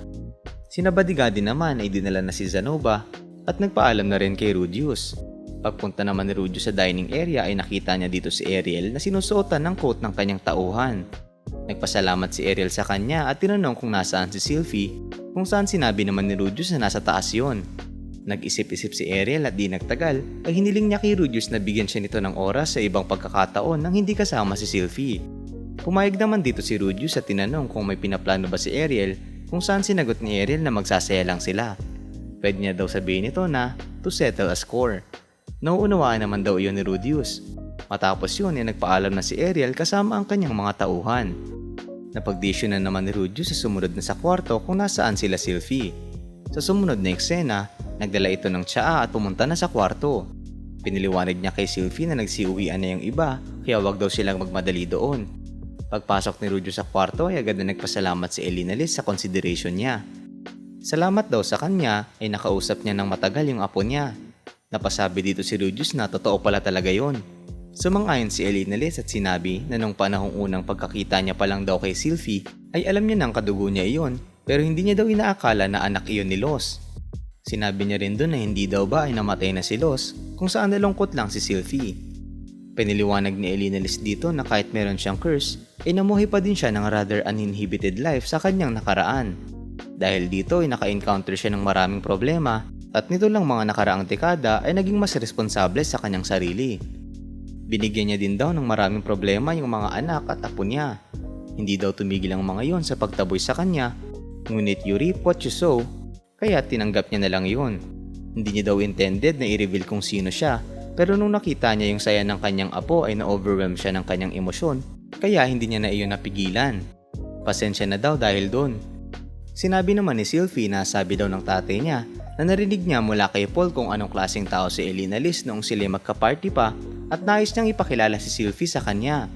Hinawakan ni Sylvie yung mga kamay ni Elena Liz at tinawag itong lola at sinabi na masaya siyang malaman na meron pa siyang pamilya doon bukod kay Rudius. Dahil doon napaiyak na naman si Elena Liz sa tuwa. Sa isip naman ni Rudius ay sinasabi niya na talagang maliit ang mundo at meron palang ganong relationship sina Sylvie at Elena Liz. Hindi daw ba nakakatuwa iyon, tanong niya kay Sylvie. Matapos yun ay nagpaalam na si Elena Liz kina Rudius at Sylvie. Ipinakita naman dito na tila, ano ba tawag dyan sa itsura ni Cliff? Basta yung reaksyon niya sa nangyari. Sa sumunod na eksena ay pinakitang nililinis na nila Rudius at Sylvie ang natira sa kanilang celebration. Matapos yun ay umupo na sila at nagpahinga. Nagkomento si Rudius na nagulat siya nung nalaman niyang related si Sylvie at Elena Liz. Tila polar opposites din daw silang dalawa, na mostly dahil sa kanilang views on chastity. Maski daw si Sylvie ay nagulat at sa katunayan daw ay yung unang punta nila dun sa academy ay inakala niya na magkasintahan sina Elena Liz at Rudius. No way naman dun si Rudius. Hindi daw inaakala ni Sylvie na makikilala niya yung lola niya sa university na yon. Sadyang binibigyan daw siya ni Rudius ng maraming kaligayahan. Napangiti naman si Rudius at sinabi na siya din ay nakakatanggap ng kaligayahan kay Sylvie. Nagkatitigan ng dalawa at di nagtagal, unti-unti nang naglapit ang kanilang mga labi at nagsimula ng magtukaan. Sinabi ni Sylvie dito na maging mas masaya pa sila ni Rudius simula ngayon.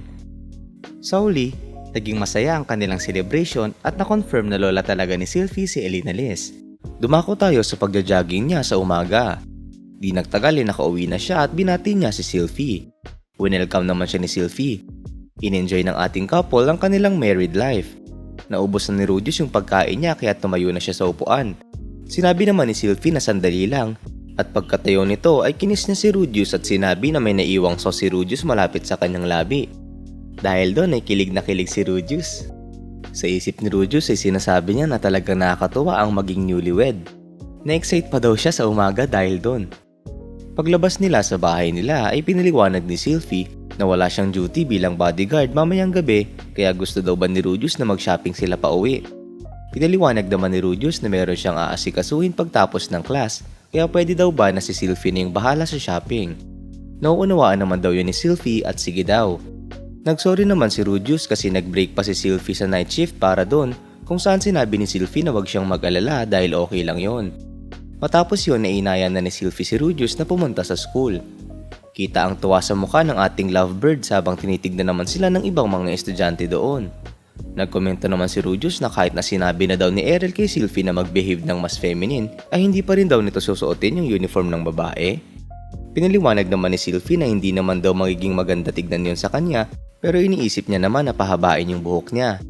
Habang naglalakad ay nagsimula silang pag-usapan ng mga estudyante doon na kesyo bakit daw kasama ni Fitz yung panty thief.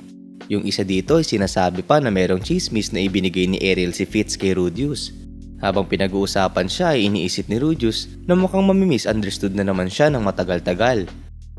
Matapos yon, nagpaalam na si Sylvie na ikitain niya na si Errol sa dorms kung saan nagbabay na rin si Rudius. Bago umalis ay kinawayan siya ni Sylvie kaya sinabi niya sa isip niya na ang cute talaga ng asawa niya. Nakasalubong ni Rudius si Nalinia at Prosena at tila nabahuan nito sa kanya. Bigla naman nagpa-sexy si Prosena at tila inaakit nito si Rudius. Natameme lang naman dun si Rudius. Dahil doon ay gulat na gulat si Nalinia at sinabi na nakakamanghang hindi nag-react si Rudius sa seduction ni Prosena. Sadyang nakakahanga daw talaga yung kapangyarihan ng newlywed, sabi ni Prosena. Huwag naman daw silang magsabi ng mga bulgar na salita sa umaga. Faithful daw siya kay Sylvie after all. Piniliwanag din sa atin ni Rudius na dagdag pa doon, gusto ni Sylvie ng isang partner na naiintindihan yung oras, lugar at lokasyon sa mga ganong bagay, kaya magiging best husband daw siya para kay Sylvie. Matapos yun ay pumunta na sila sa homeroom at magsisimula na daw yun. Sa sumunod na eksena ay makikita nating nakikinig ang ating mga katropahan sa kanilang teacher. Tinulungan din ni Rudius si Cliff sa pag-aaral at si Sanova naman ay sa dull research nito. Matapos yun ay pumunta naman siya kay Nana Hoshi upang ipagpatuloy ang kanilang research experiment. Sa sumunod na eksena, pagkatapos gawin yun lahat ni Rudius ay kinita niya si Ariel kasama ang mga tauhan nito. Nagpasalamat naman si Ariel sa kanya sa pagbigay niya ng oras dito kahit busy siya. Okay lang naman daw yun, sabi ni Rudius, at tinanong na hindi daw ba ay tungkol ito sa minensyon ni Ariel ng wedding reception. Sumangay naman dito si Ariel. Habang naglalakad-lakad ay biglang sinabi ni Luke na mukhang okay na yung lugar na iyon. Tinawag naman ni Ariel si Luke at tinanong na pwede daw ba ay pumayag ito sa isang duelo laban kay Luke. Wala daw magic at espada lang daw ang gagamitin. Nagulat naman si Rudius dito. Napaisip siya na yung magsaya lang ni Ariel ay iyon? Para saan daw ba yun? Tanong ni Rudius. Pinaliwanag ni Ariel na pwedeng gumamit ng magic si Rudius sa paggawa ng kanyang armas. Brinotap daw iyon ni Luke at syempre daw ay wala siyang pake kung tumanggi si Rudius. Hindi naman daw sa ganon, sabi ni Rudius, at pinaliwanag na kasing level niya lang ang isang average person sa swordsmanship kung hindi siya gagamit ng magic. Dagdag pa ay si Luke ay ang bodyguard ng isang prinsesa kaya kapag nakakuha daw iyon ng clean cut sa kanya ay siguradong patay siya. Sinabi naman ni Ariel na sa tingin niya ay hindi naman iyon mangyayari pero si Luke din daw ay tinatanggap na pwede siyang mamatay kaya naikiusap daw siya dito. Sa isip naman ni Rudius sinasabi niya na kahit na magmakaawa pa siya ng ganon ay hindi talaga eh. Hindi niya daw yan maintindihan. Meron daw bang ritual na ganon yung Asura Kingdom? Hiniling ni Luke na tanggapin ni Rudius yung duelo na iyon at kung tunay daw itong lalaki ay hindi daw ba yung maintindihan niya yon. Napatitig dito si Rudius at di nagtagal ay natameme at napasigaw na hindi niya yun maintindihan. Pero gayon pa man daw, yung sabihan ng ganon ay tila sinasabi nito sa kanya na hindi siya tunay na lalaki dahil hindi niya maintindihan. Dahil doon, gumawa na ng espada si Rudius at sinabi habang mangiyak-ngiyak na kung ayon yung gusto ni Luke ay naglo-look forward siyang matuto dito. Sa isip niya ay sinasabi niya na pero gagamitin niya ang kanyang demon eye dahil ayaw niyang mamatay.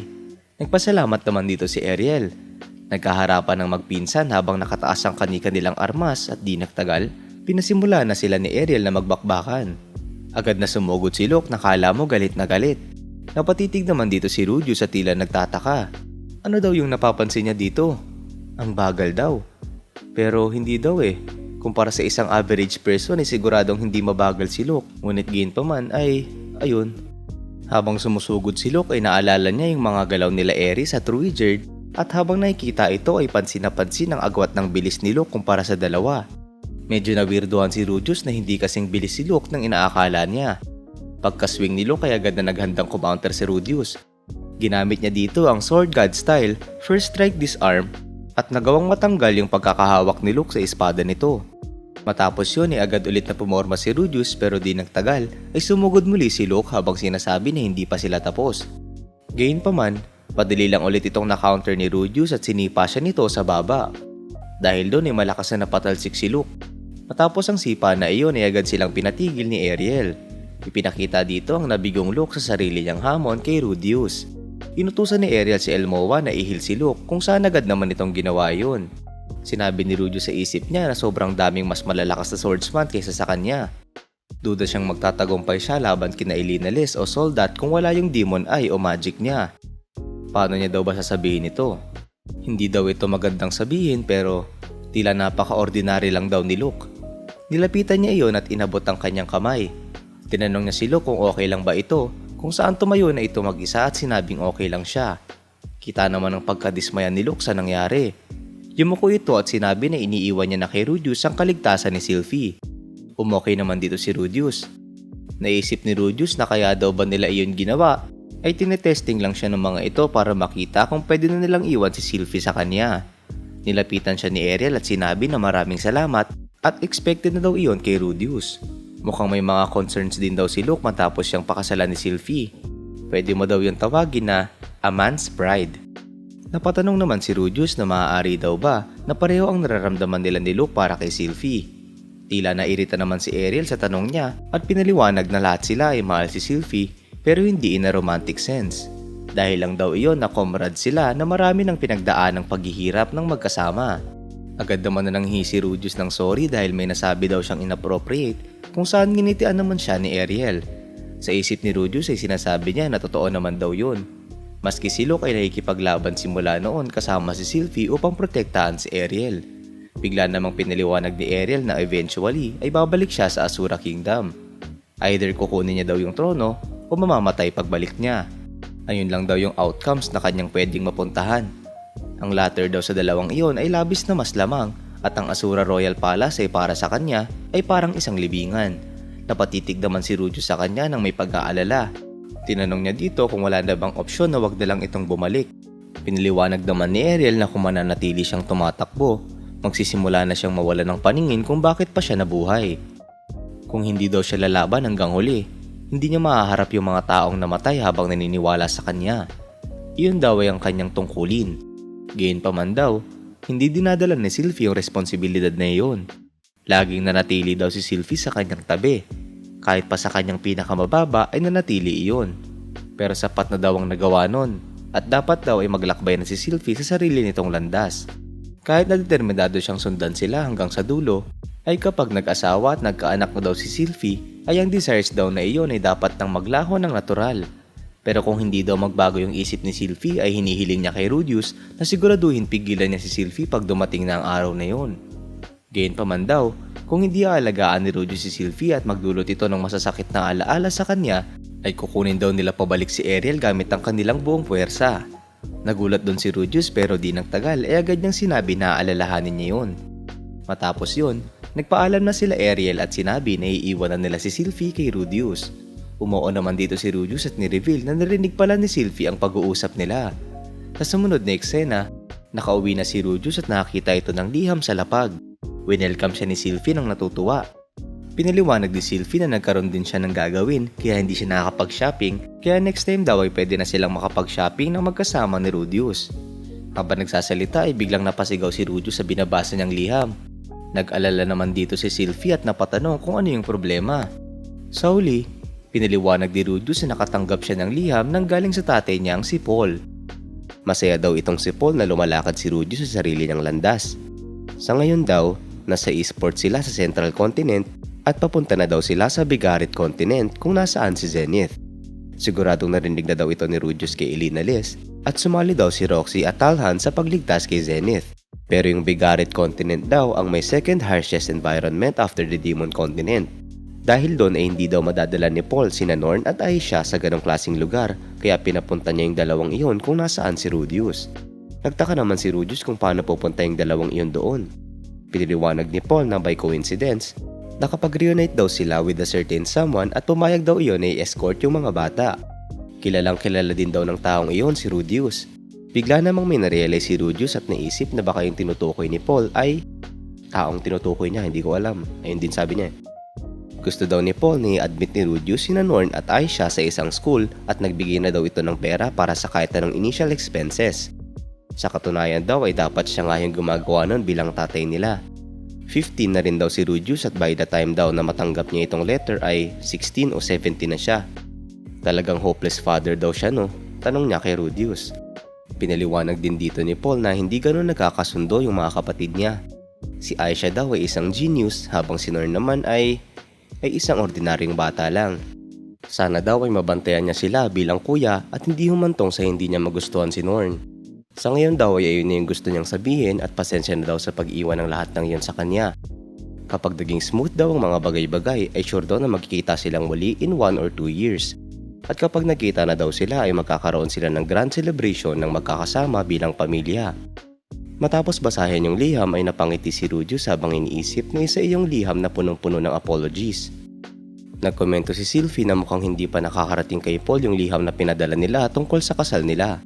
Sumang-ayon naman si Rudius at mukhang nag-reply si Paul sa liham na sinend niya bago pa siya mag-enroll. Mukhang nakita na daw nila si Zenith at hindi daw ba ay masaya na ligtas ang lahat, tanong ni Sylvie. Napatitig naman si Rudius na may tila nalulungkot na muka. Chineer up ni Sylvie si Rudius at sinabi na wag na siyang gumawa ng ganong muka.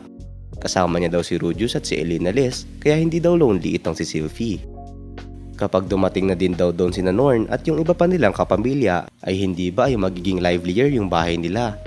Darating naman na daw yung mga iyon in 2 or 3 months, hindi ba? Hindi daw siya makapaghintay doon. Napaluhan naman si Rudius dahil sobrang bait ni Sylvie. Nag-estimate si Rudius na makakabalik sila Paul in 2 years. Bigla namang sinabi ni Rudius na magiging masaya kaya sila Paul kapag nakita na nila yung mga apo nila. Dahil doon ay biglang kinilig at nagulat si Sylvie sa sinabi ni Rudius. Sa sumunod na eksena, makalipas ang 2 buwan, kinongratulate ng teacher nila sila Rudius sa pag-akyat sa susunod na grade. Naging second year student na si Rudius. Kumatok si Rudius sa kwarto kung nasaan si Cliff at tinanong kung kamusta na yung research nito tungkol sa curses. Pinaliwanag ni Cliff na ever since sa sinabi ni Rudius sa kanya yung tungkol sa transferring curses into magic tools, nagsimula siyang mag-analyze ng magic items at tools para makahanap ng paraan para gawin yun. Ang hypothesis na daw bilang genius ay pareho lang ang magic items at curses. Kung ang theory daw na iyon ay tama, pwede daw siyang makagawa ng magic tool na kayang mag-negate ng curses. Inisip ni Rudius na yung magic items ay pwedeng gamitin ng isang user na hindi kayang gumamit ng magic. At ang magic tools naman ay merong magic circles na naka-inscribe sa bagay na iyon na kayang mag-produce ng effect kapag nilagyan niyo ng magic. So basically daw ba, kung ang curse na inilapat sa mga bagay ay mga magic items, then ang isang tao na afflicted by curses inflicted onto people ay isang cursed child. Sumang-ayon naman dito si Cliff. Dahil doon ay naisip ni Rudius na ang mga Miko ay beings na constantly nakakatanggap ng buffs habang ang cursed children naman ay constantly nakakatanggap ng debuffs. Napaka-enthusiastic naman daw ni Cliff sa bagay na yun. Sinabi naman ni Cliff na syempre at sa katunayan, si Elena Liz daw ay iba sa inaakala niya. Nabigla naman si Rudius at inisip na in love at first sight itong si Cliff na para isa iyong shoujo manga scene, kaya na disillusion daw kaya ito.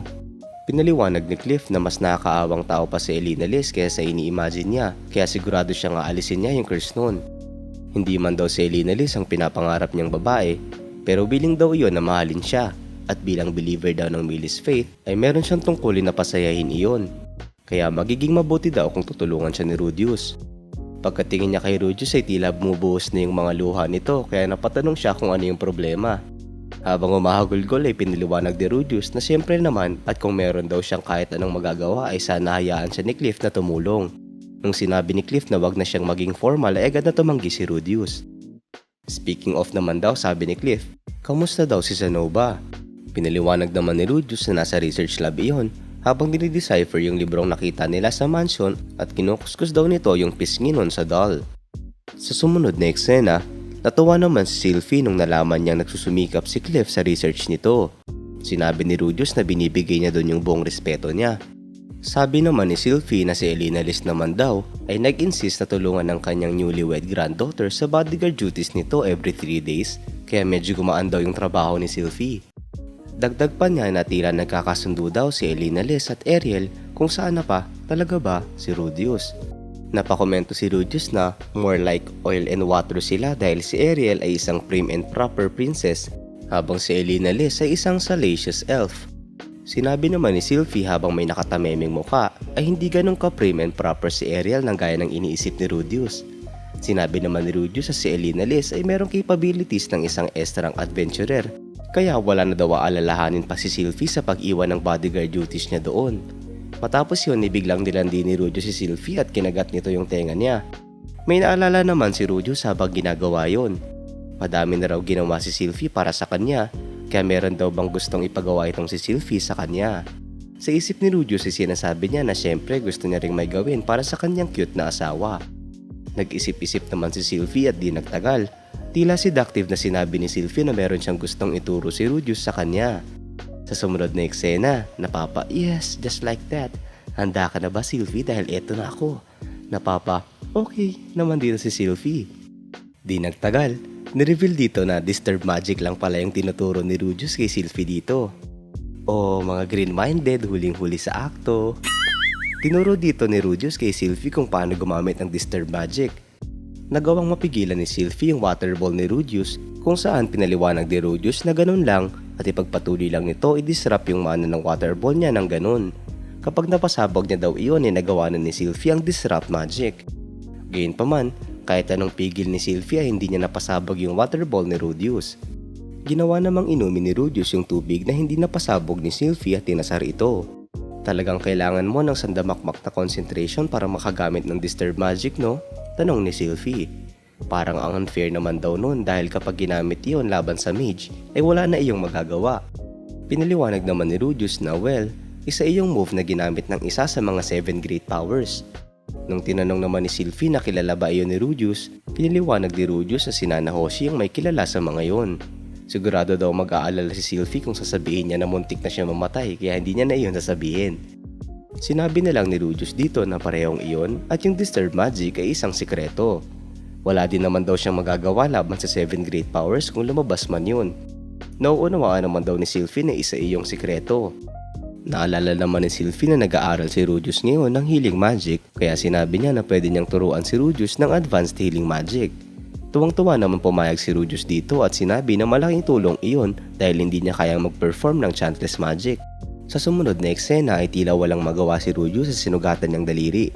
Hindi naman daw iyon naiiba sa ibang chantless magic, sabi ni Sylvie. Nagtaka siya dahil kahit matapos marinig kay Sylvie yung theory at putting into practice nito ay hindi iyon gumana. Tinawanan naman siya dito ni Sylvie at sinabi na medyo gumaan pakiramdam niya dahil may mga bagay pa rin na hindi kayang gawin si Rudius. Napapout naman dito ang ating bida. Sa uli, inulit-ulit nila yung chantless healing magic habang inaasar ni Sylvie si Rudius. Matapos na mag-training kasama si Sylvie ng chantless healing magic, ay hindi niya pa rin ito nagagawa. Nirecall niya yung sinabi ni Sylvie na baka hindi niya maintindihan kung ano yung feeling kapag siya yung nasa receiving end of magic. Ang healing magic daw ay nagtitreat ng wounds sa pamamagitan ng pag-interfere sa mana ng patient ng mana ng healer. Pero wala daw magandang sense sa pag-interfere sa mana si Rudius.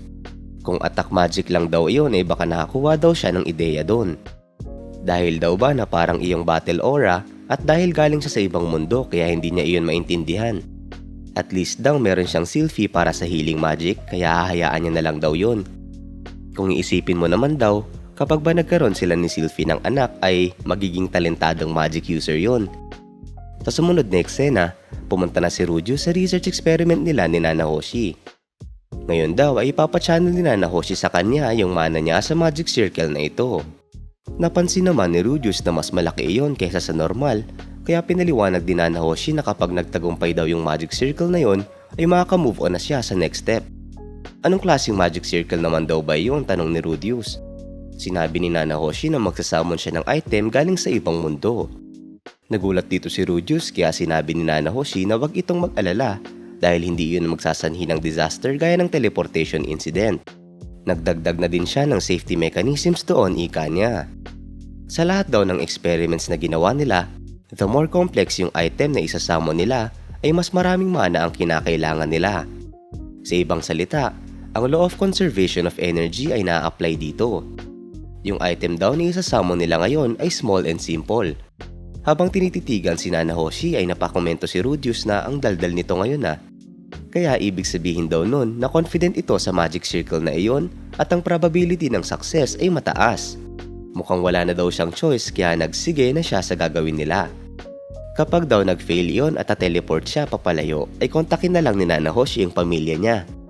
Dahil doon ay nairita si Nanahoshi. Matapos yon, sinimulan na ni Rudius ang pag-transfer ng kanyang magic sa magic circle. Lumiwanag ito at binalot ng ilaw ang lugar. Buong pusong hinihiling ni Nanahoshi na sana ay gumana iyon habang patuloy lang sa pag-transfer ng mana si Rudius. May naramdaman namang kakaiba si Rudius at tila meron daw hindi tama sa nangyayari. Habang patuloy na naglalagay ng mana sa circle ay patuloy lang ang liwanag nito. Di nagtagal, biglang napunit yung magic circle kaya nagulat si Nanahoshi. Matapos yun, tumigil na yung pagliwanag ng magic circle. Napaisip si Rudius na tila walang nangyari. Pagkasabi naman ni Nanahoshi na bigo na naman, ay agad lang itong pumasok sa kanyang kwarto. Umupo ito na tila umay na umay sa nangyari. Nag-alala naman si Rudius dahil kita ang pagkadismaya sa kilos ni Nanahoshi. Good work daw, sabi ni Nanahoshi at pinauwi na si Rudius. Nag-isip si Rudius ng kanyang sasabihin dito habang kita ang lungkot sa pagkabigo ni Nanahoshi. Sinubukang i-cheer up ni Rudius si Nanahoshi at sinabi na may ganun talagang nangyayari at hindi daw ba ay parte ng experimenting ang failure. Walang gana namang sumagot si Nanahoshi na, oo, at totoo naman yun. Patapos yun, nagpaalam na si Rudius. Sinara ni Rudius yung pinto pagkalabas niya. Paglabas ni Rudius ay inisip niya kung okay lang kaya si Nanahoshi dahil sobrang stress daw noon this past few months at kahit na confident iyon sa experiment nila ngayong araw ay nag-fail pa din ito. Pero bata pa naman daw si Nanahoshi at mas malakas pa siya kaysa sa itsura niya. Napagdesisyonan niyang tignan na lang ulit si Nanahoshi bukas at hindi niya muna iyon papakailaman ngayon. Bigla namang may malakas na sigaw na nanggaling sa kwarto ni Nanahoshi na nagpagulat kay Rudius. Rinig din dito ang pagwasak ng mga bagay-bagay kaya nagtaka si Rudius dito. Agad namang pumasok si Rudius sa kwarto upang tignan kung ano yung nangyayari. Ipinakita dito si Nanahoshi na nawawalan na ng bait at nagwawala na dahil hindi gumagana yung mga experiments niya. Sinasabi niya dito na bakit hindi iyon kumokonekta sa kabilang side. Sinubukan namang pakalmahin ni Rudius ang nababaliw ng Nanahoshi. Tila nawalan na ng bait si Nanahoshi habang inuulit ang mga katagang, "Can't go home." Hindi nagtagal, biglang nawala ng malay si Nanahoshi kaya nag-alala dito si Rudius. Sinalo ni Rudius yung bumabagsak na katawan ni Nanahoshi at nung tinignan niya ito, gulat na gulat siya sa kanyang nakita na akala mo may gumapang sa kanyang spine. Nakita niya na tila wala ng buhay ang mukha ni Nanahoshi. Nakita niya yung dating siya sa mukha nito na nagpanginig sa kanyang katawan. Masama na daw iyon at hindi niya dapat hayaan si Nanahoshi ng mag-isa. Naisip niya na in times like this ay dapat niya itong i-consult kay Sylvie. Kinomfort niya si Nanahoshi at sinabi na na-overwork lang ito at magpahinga na muna sila ngayong araw. Inakay niya ito habang naglalakad sa hallway kung saan nakakuha sila ng maraming titig galing sa mga estudyante. Tila pinag-uusapan na naman ng mga estudyante ang ating bida. Nakita sila ni Zanoba at agad iyong tumakbo upang magbigay ng tulong. Tinanong ni Zanoba kung ano yung nangyari kaya piniliwanag ni Rudius na nasa masamang kalagayan si Nanahoshi. Kung gayon daw ay dadalhin na ito ni Zanoba sa infirmary.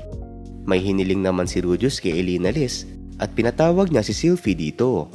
Agad na tinakbo ni Zanoba si Nanahoshi papuntang infirmary. Kita naman yung pag-aalala sa mukha ni Rudius. Sa sumunod na eksena, nakarating na sila sa infirmary at kinausap ni Rudius yung nurse doon. Sinabi niya sa nurse na okay lang ang lahat at hayaan lang nilang magpahinga si Nanahoshi. Habang nakahiga ay kita ang wala ng pag-asang mukha ni Nanahoshi. Kwinento ni Rudius kay Zanoba na kaya nagkaganon si Nanahoshi ay nag-fail yung research nito. Narealize naman ni Zanoba na hindi iyon ginagawa ni Nanahoshi dahil nag-enjoy ito sa trabaho. Narealize din ni Rudius na kung iisipin mo ay 6 na taon na ang nakalipas since the teleportation incident. Nahirapan din naman daw si Rudius sa 6 na taon na yun. Pero ano naman kaya yung kay Nanahoshi? Ina-isolate nito yung sarili niya at nag-research ito ng mag-isa. Nang problema ito at nagsumikap ng mag-isa. At yung katotohanan na wala itong naging progress matapos ang 6 years ay walang awang pinamukha sa kanya. Habang tila wala ng buhay sa kanyang mga mata ay sinasabi pa rin ni Nanahoshi ang mga katagang "Can't go home." Awang-awa si Rudius habang naririnig ang mga walang buhay na "Can't go home" ni Nanahoshi. Patuloy lang sinasabi ni Nanahoshi ang mga katagang iyon habang nakahiga lang sa kama. Sa uli, ang heart-rending cries ni Nanahoshi ay nag-bring up ng dark memories para kay Rudius. Dumako tayo sa pagbigay niya ng breakfast kay Nanahoshi. Dinalhan niya ito habang nakahiga lang si Nanahoshi sa kama.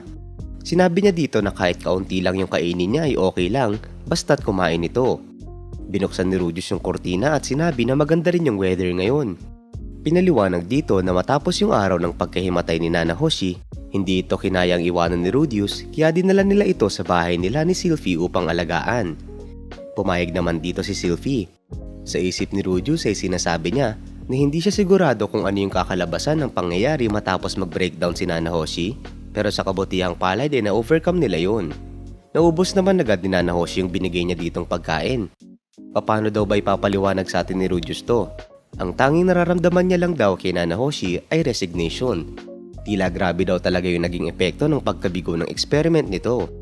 Ano kaya yung mangyayari kung susukuan niya na lang yung goal niya na makabalik sa kanilang original world? Matapos yun, nagpaalam na si Rudius kay Nanahoshi dahil pupunta pa siya ng school.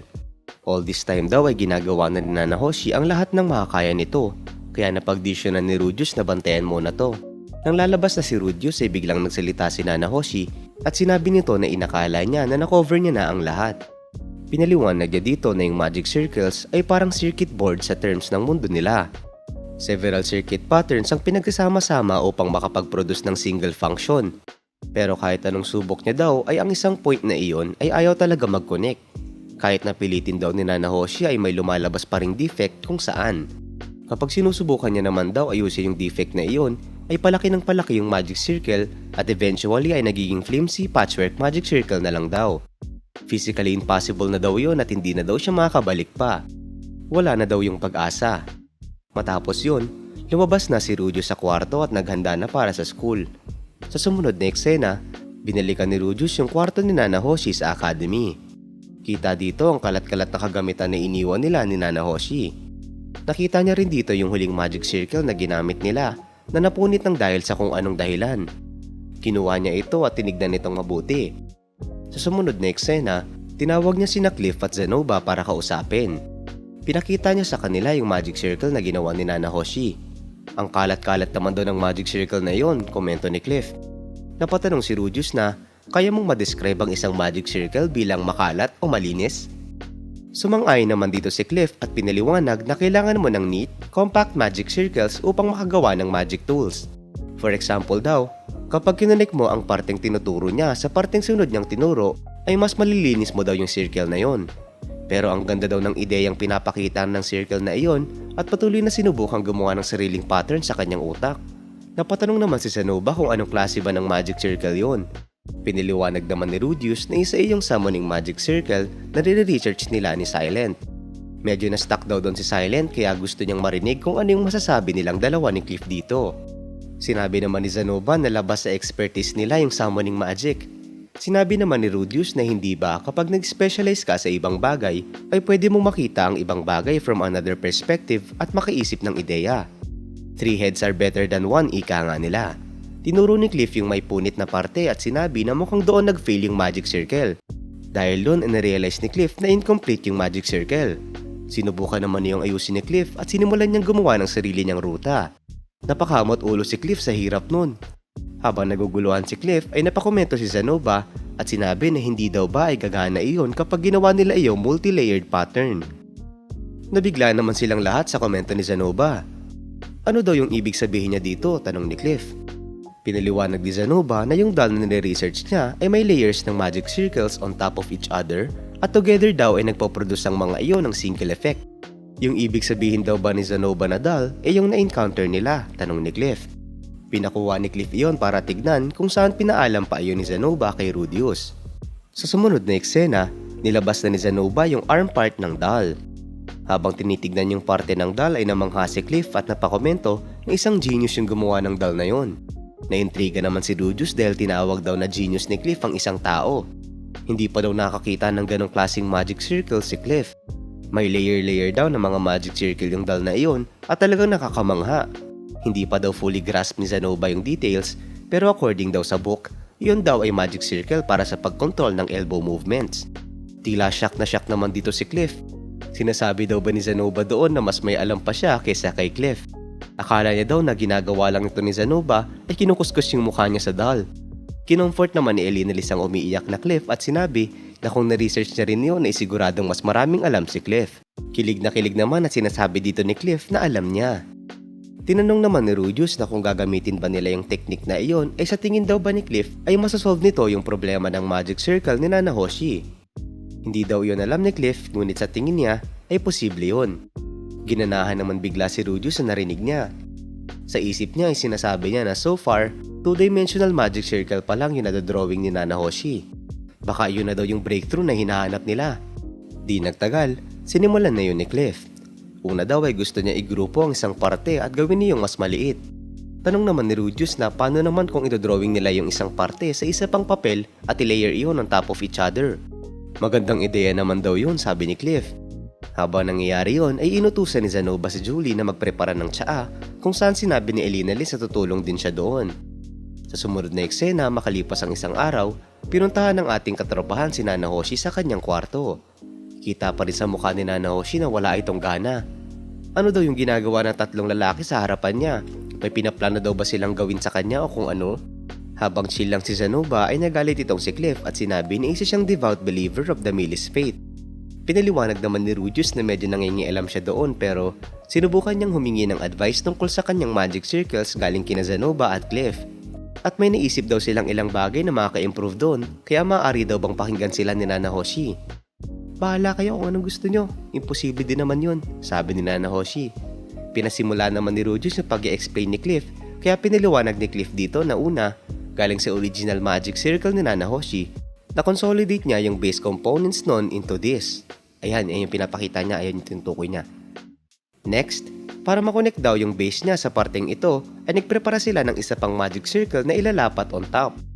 Matapos yun, patuloy na pinaliwanag nila Cliff at Rudius yung ginawa nila kay Nanahoshi at unti-unti namang nagkaroon ng interes si Nanahoshi dito. Di nagtagal, may narealize si Nanahoshi at agad itong tumayo. Mukhang gagana nga daw yun. Nauunawaan niya na daw yun at hindi na daw pala kailangan na maging fixated sa 2-dimensional circle lang.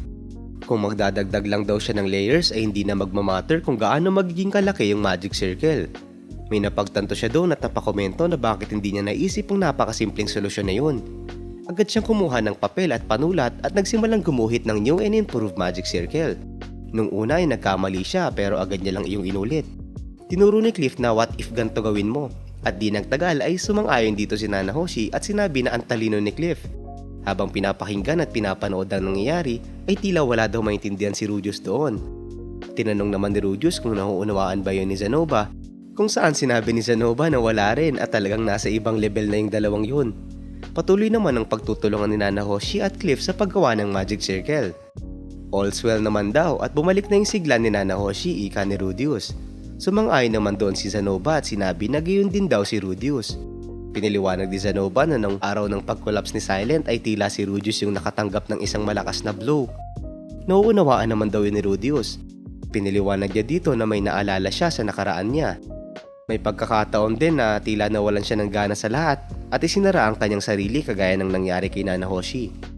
Sadyang nakaka-relate lang daw talaga siya. Nagkomento naman si Zanoba na isa yung feeling na hindi niya kayang i-comprehend. Pero gayon pa man daw, kung nangangailangan si Rudius ng muscles ay tawagan niya lang si Zanoba at hindi daw ito nauubusan ng strength. Napangiti naman dito si Rudius at sinabi na, sige ba? Sa uli, masayang pinapanood nila Rudius at Zanoba ang masigilang Nanahoshi habang gumagawa ito ng magic circle kasama si Cliff. Pumunta tayo sa kwarto ni Nanahoshi. Kinausap ni Nanahoshi si Rudius at sinabi nito na nakatanggap siya ng maraming advice at suggestions galing sa kanilang lahat regarding sa kanyang magic circle at ngayon ay sa wakas ay natapos na yun. Ipinakita niya dito ang new and improved niyang magic circle at nung nakaraan ay nasa verge na ito ng pagsuko pero ngayon ay ito na kaya yun? Natuwa naman si Rudius nang makita yung magic circle. Sa isip ng ating bida hindi siya makapaniwala na natapos yon ni Nanahoshi ng isang linggo lang. Hiniling ni Nanahoshi si Rudius na tumulong sa pag-activate nun kung saan sumang-ayon ang ating bida. Hinawakan na ni Rudius yung magic circle at di nagtagal, transfer niya na ang kanyang mana dito. Lumiwanag ang magic circle habang nanonood ang iba nating katropahan sa kanyang likod. Binalot ng liwanag yung lugar at todo hiling dito si Nanahoshi na sana ay gumana na yun. Bigla namang may napansin si Rudius at nararamdaman niya daw na tila may paparating. Nagkaroon ng isang malakas na flash ng ilaw na nagpaliwanag sa buong kwarto. Napakomento si Cliff na napakaliwanag nun, kung si Zanoba ay tila namamangha na ewan. Dinilat ni Nanahoshi ang kanyang mga mata matapos yon at tinanong si Rudius kung kamusta naman at ano daw yung naging resulta. Matapos ang onting suspense ay di nagtagal, ipinakita si Rudius na nakangiti at sinasabi nito sa isip niya na ang mundong yon at ang kanyang previous world ay sa wakas sinapagkonekta na. Ipinakita dito na gumana ang kanilang experiment at nakapagpalabas si Rudius ng isang plastic bottle galing sa kanilang previous world. Kinongratulate sila dito ni Cliff habang na-excite. Kinuha ni Cliff at Zanoba yung plastic bottle at nagtaka kung ano yun. Inisip nila nung una na gawa yun sa glass, ngunit mas malambot daw yun kumpara doon. Anong kakaibang material daw kaya yun? Pinisil-pisil ni Cliff yung plastic bottle sa pagtataka. Piniliwanag ni Rudius sa kanyang isip na isa iyong plastic bottle. Walang takip o label na nakalagay. Isang simpleng object na madali mong mahahanap. Pero wala raw pag-aanlinlangan na sa mundong yon ay isa iyong bagay na hindi nag-e-exist at nagawa nila yung maisamon doon. Tuwang-tuwa naman si Nanahoshi sa nangyari at napasigaw ito ng yes dahil sa kanilang achievement. Sa pamamagitan daw noon ay sa wakas ay makakamove on na siya sa susunod na hakbang. Mukhang kaya na daw niyang makabalik sa kanyang original world. Kinongratulate naman siya ni Rudius kung saan nagpasalamat si Nanahoshi sa tulong ng ating bida. Bigla namang napagasp si Nanahoshi at tila may naalala ito. Naging tila uwo girl ito at nagsorry sa ginawa niya nung nakaraan. Napangiti naman dito si Rudius at inisip na nakakatuwa din pala ang isang meek na Nanahoshi habang si Elinalis naman ay tila nagbamasid sa kanyang gilid. Nagulat si Rudius nang mapansin niya ito at sinabi nito bigla na unacceptable ang cheating. Dahil doon ay sumigaw si Rudius na ano yung pinagkasabi nito ni Elinalis at hindi daw siya gagawa ng ganong bagay. Nagulat din dito si Nanahoshi. Nagkomento ito na totoo naman yon at newlywed si Rudius kaya kinakailangan niyang siguraduhin na hindi magkaroon ng maling akala si Sylvie. Sinabi naman dito ni Rudius na sinabi niya naman na kay Sylvie na tutulong siya sa experiment nito ni Nanahoshi ngayon. Bigla namang niyakap ni Elinalis si Nanahoshi at sinabi nito na nangaasar lang siya. Matapos yon, inayan ni Elinalis si Nanahoshi sa tavern at sinabi na at syempre ay treat yun ni Nanahoshi. Napatitig naman dun si Nanahoshi pero di nagtagal. Agad naman siyang pumayag at sinabi na mukhang wala na siyang choice. Pero pagtapos daw nun patas na sila. Kung saan sinabi naman ni Elinalis na oo naman at tinanong niya din dito si Cliff na hindi ba. Sumang-ayon din si Cliff at sinabi na pero talagang matalino din itong si Nanahoshi kaya pwede daw itong bumisita sa kanya para tumulong sa kanyang mga research. Napatawa naman dito si Nanahoshi at sige ba? Sa isip ni Rudius ay natutuwa siyang sinabi na normally ay tinatanggihan ni Nanahoshi yung mga ganong bagay pero ngayon ay pumayag ito. Matapos yun, napagdisyonan na ng ating mga katropahan na pumunta na ng tavern upang mag-celebrate. Sa sumunod na eksena, pinuntahan nila Rudius, sina Linya at Prosena at nung tinanong sila noon kung saan sila pupunta, ay sinabi nila na magpa-party sila kung saan ginusto namang sumama ng dalawa. Nakasalubong din nila sina Ariel at napansin na ang dami nila. Kung magsi-celebrate daw sila Rudius ay papasamahin niya si Sylvie para tignan sila. Naglakad ang ating mga katropahan papalabas ng academy at di nagtagal, ipinakita na ang dami na nila at kasama na rin nila si Badigadi. Habang naglalakad ay lumalabas na hindi pa pala alam ni Rudius na nandun na si Badigadi kaya nagulat siya. Sinabi ni Badigadi na hayaan siya ni Rudius sa sumama. Sa sumunod na eksena, nakarating na sila sa tavern at welcome sila doon ng bartender. Agad naman naglapag si Nanahoshi ng isang bag ng coins na nagpagulat sa bartender. Sinabi ni Nanahoshi na i-reserve nito yung buong place para sa kanila. Dumukot naman si Badigadi at sinabi nito na sandali lang. Naglapag ito ng mas malaking bag ng coins at sinabi na ang lugar na iyon ay ngayon ay isang place of celebration kaya hayaan daw nito ang lahat ng customer na pumasok na magkaroon ng libreng inumin. Dahil doon ay naghiyawan sa tuwa yung mga tao sa loob ng tavern. Bigla namang napatanong si Badigadi na so ano yung i-celebrate natin na nagpatameme naman kay Rudius. Pinaliwanag ni Elinalis na ang i-celebrate nila ay yung breakthrough nito ni Silence sa kanyang research. Nauunawaan naman daw yun ni Badigadi at kung gayon daw ay magbigay ng maikling speech si Nanahoshi bilang panimula. Nung una ay nag-alangan dito si Nanahoshi at nung lumingon siya kay Rudius ay sinignalan siya nito na para bang kaya mo yan. Di nagtagal, tumayo na si Nanahoshi sa harapan ng iba nating katropahan habang nahihiya.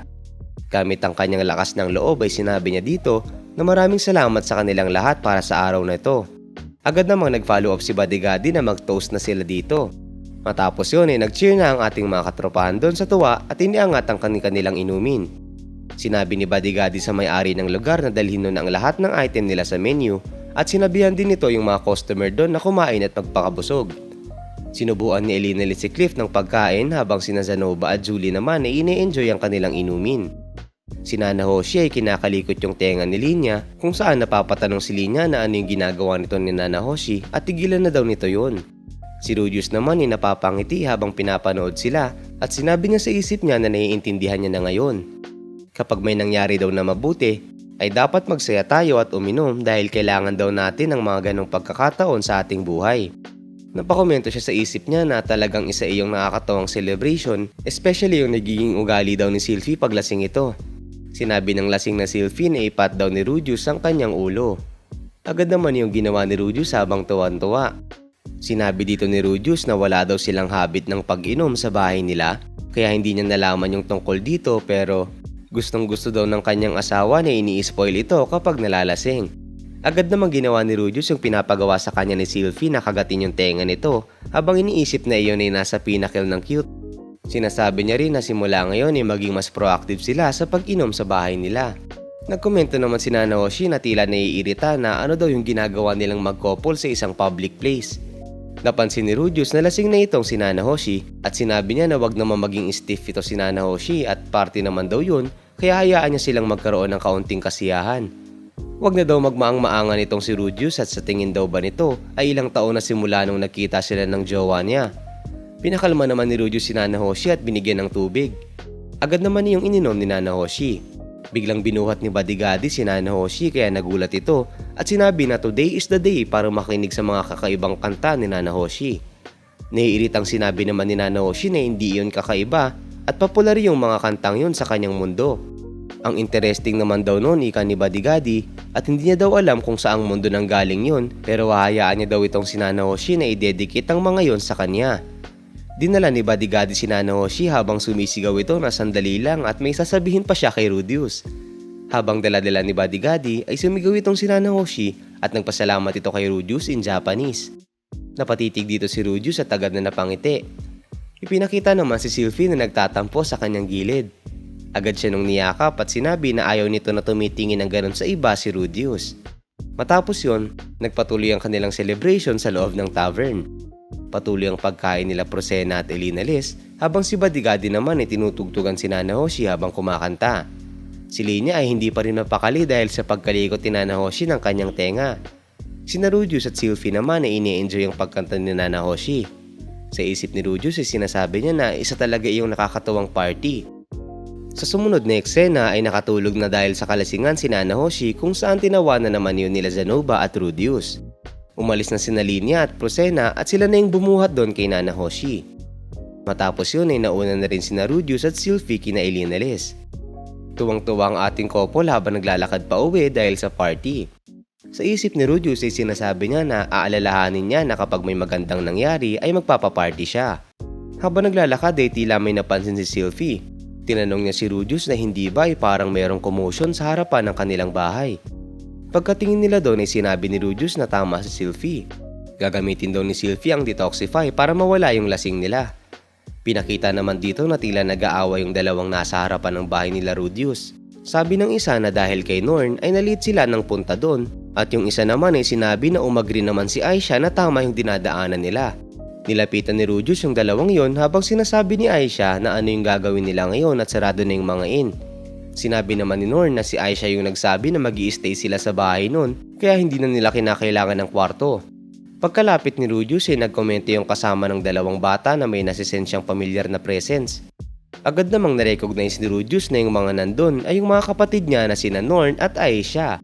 Tuwang-tuwa si Aisha nang makita niya si Rudius at agad itong yumakap at sinabi na na-miss niya ang kanyang Oni-chan. Amoy alak daw itong si Rudius, komento ni Aisha. Nung tinanong naman ni Norn kung uminom ba siya, piniliwanag ni Rudius na nagkaroon sila ng munting celebration pero wag na daw nila isipin yun at tila ang aga daw ng pagdating nila. Akala daw niya na matatagalan pa sila sa pagdating doon. Nagkomento naman yung kasama ng dalawa na matagal ng panahon ang uli nilang pagkikita ni Rudius. Gulat na gulat naman dito si Rudius at di nagtagal. Sinabi niya na sabi niya na nga ba na ang escort ng kanyang mga kapatid ay si Ruijerd. Sa huli, nakarating na ang mga kapatid ni Rudius sa bahay nila. At siya nagtatapos ang videong ito.